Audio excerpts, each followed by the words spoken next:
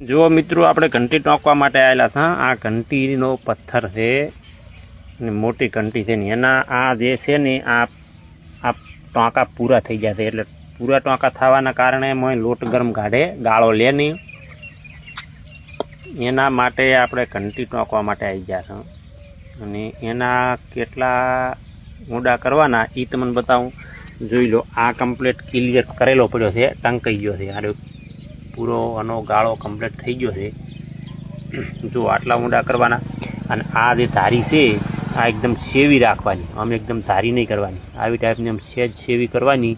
એટલે સેવી કરો એટલે દળનું કમ્પ્લીટ દળનું આવે, લોટ જાણો આવે। જો અહીં ઘણી ખાળી ઊંડી રાખો તો દળનું એકદમ મોટું આવે છે, માણસની રાડ આવે, એટલે કે અમારે દળનું મોટું આવે છે અને અમારે આવી રીતનું તમે સારું નથી દળ્યું। એટલે કોઈ બી ઘંટીવાળા ભાઈને એ દળનાની એકદમ સેવો રાખવાનો, આવી ટાઈપની આમ થાર સેવી રાખવાની, એટલે દળનું મોટું પણ કોઈનું આવે નહીં અને કોઈ પણ ગ્રાહકની આપણે રાડ પણ આવે નહીં।